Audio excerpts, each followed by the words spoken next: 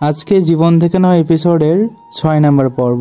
আজকে আমাকে গল্পটা পাঠিয়েছে ঢাকা থেকে একজন, তবে সে তার নামটা আমাকে উল্লেখ করেনি। সে তার গল্পটা পাঠিয়েছে, সে পেশায় একজন রিক্সাওয়ালা। তো চলুন গল্পটা দেরি না করে শুরু করা যাক। ঢাকার ব্যস্ত শহরের পুরনো এক পাড়া। ভোরের আলো ফুটে ওঠার আগেই যখন মানুষ ঘুমে আচ্ছন্ন, তখনই ঘুম থেকে উঠে পড়ে আব্দুল হাকিম।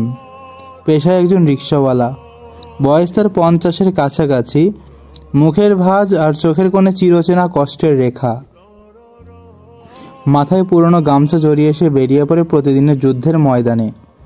তার সংসারে আছে ২ সন্তান, বড় মেয়ে রিমি ক্লাস 8-এ পড়ে আর ছোট ছেলে রিয়াদ ক্লাস 4-এ পড়ে। আর আছে তার স্ত্রী সালমা, যিনি সংসারের যত্ন নিতে নিতে নিজের যৌবনটুকু যেন খরচ করে ফেলেছেন নিঃশব্দে। ওদের ছোট্ট একটা ঘর, বাঁশ আর টিন দিয়ে বানানো। ঘরটা যখন বৃষ্টি আসে তখন যেন অঝরে কান্না করে। টুপটাপ করে ছাদ থেকে পানি পড়ে, আর সালমা গামলা আর হাঁড়ি রেখে সে কান্না সামলায়। হাকিম প্রতিদিন সকাল 6টা থেকেই রিক্সা নিয়ে বের হয়। সারাদিন গরমে ধুলায় বৃষ্টিতে খেটে রাতে যখন ঘরে ফেরে তখন তার গায়ে জমে থাকে ঘামের গন্ধ আর ক্লান্তির ভার। দিনে যা কামায় তাদের সংসারেই চালানোই কষ্ট। কখনো কখনো ভাড়া কম পায়, আবার কখনো যাত্রী বকাঝকা করে, তবুও মুখে একটা ক্লান্তি হাসি লেগে থাকে, কারণ সে জানে আজ না খেলে সন্তানদের স্কুলে যাওয়ার টাকা থাকবে না। রিমি ভালো ছাত্রী, সে একদিন বড় হয়ে শিক্ষক হবে, এই স্বপ্ন চোখে নিয়ে প্রতিদিন স্কুলে যায়, কিন্তু বই কেনার টাকা না থাকায় পুরনো বই দিয়েই পড়ে। রিয়াদও চঞ্চল আর বুদ্ধিমান ছেলে। ও বলে, আব্বু আমি বড় হয়ে পুলিশ হব, তোমাকে আর রিক্সা চালাতে হবে না। হাকিমের চোখ ভিজে ওঠে, কিন্তু মুখে কিছু বলে না, শুধু মাথায় হাত বুলিয়ে দেয় ছেলের। সালমা ঘরে বসে পুরনো কাপড় সেলাই করে কিছু টাকা উপার্জন করে, কখনো কারো বাসার বাসন মাজে, তবুও সংসারের টাকার ঠিকভাবে চলে না। অনেক সময় রাতে সবাই ভাত আর আলু ভর্তা খেয়ে ঘুমায়, কখনো কখনো তো না খেয়েই ঘুমিয়ে পড়ে। তবুও কারো মুখে কোনো অভিযোগ নেই, আছে শুধু একটুখানি আশা, একদিন সব ঠিক হবে। সপ্তাহে একদিন শুক্রবারে যদি হাকিম একটু বেশি ভাড়া পায়, সে বাজার থেকে 4 পিস গরুর মাংস নিয়ে আসে। ওর সন্তানদের জন্য সেটা যেন উৎসবের দিন।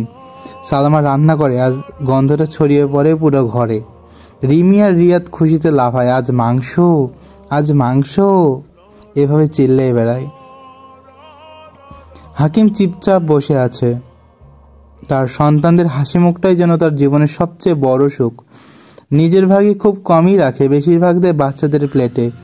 এক টুকরো হাড়টুকু চুষে চুষে খেয়ে নিজের ক্ষুধাকে ঠকায়, কিন্তু মুখে একটাও দুঃখের কথা বলে না।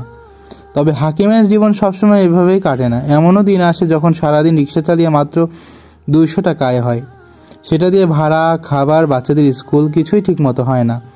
কখনো কখনো রিক্সা খারাপ হয়ে যায়, তখন ভাড়া না দিয়ে মেরামতের টাকায় শেষ হয়ে যায়। সেদিন রাতে ঘরে চুলাও জ্বলে না, সবাই নিঃশব্দে ঘুমিয়ে পড়ে খালি পেটে। একদিন বিকেলে হাকিম ক্লান্ত শরীরে রিক্সা নিয়ে ফিরছিল, বৃষ্টিতে ভিজে শরীর কাঁপছে।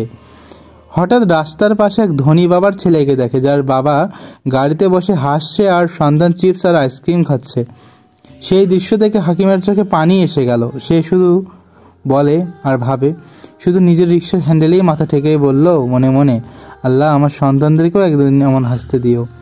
রাতে ঘরে ফিরে এসে দেখলো রিমি বইয়ের আলোতে পড়ছে, ঘরে তেল ফুরিয়ে গেছে, মোমবাতির আলোয় সে পড়ছে। হাকিম তার মাথায় হাত রেখে বলল, তুই পড় মা, তুই একদিন আমাদের মুখ উজ্জ্বল করবি, দেখিস। রিমি হেসে বলল, আব্বু আমি ডাক্তার হব। সে কথা শুনে হাকিমের গলায় কথা আটকে গেল, শুধু বলল আমিন। জীবনের লড়াই হাকিম কখনো হাল ছাড়ে না। পরদিন আবার ভোরে সে রিক্সা নিয়ে বের হয়।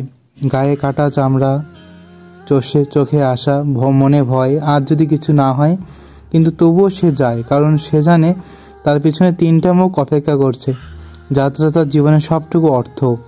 এভাবেই দিন যায়, মাস যায়, বছর গড়িয়ে যায়। কখনো সুখের 4 পিস মাংসের উৎসব, কখনো খালি পেটে নিঃশব্দ কান্না, কিন্তু হাকিমের মনে একটাই কথা ঘুরে ফিরে আসে, আমার সন্তানরা যেন আমার মতো না হয়।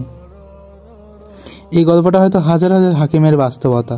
এই শহরের অজস্র গলির ভেতরে আজও ভোরবেলা হাকিমদের মতো মানুষ রিক্সা নিয়ে বের হয়, নিজের স্বপ্ন নয়, সন্তানদের ভবিষ্যৎ বাঁচানোর জন্য। তারা বলে না কিছু, দেখায় না কিছু, শুধু নিঃশব্দে লড়াই করে যায় প্রতিদিন।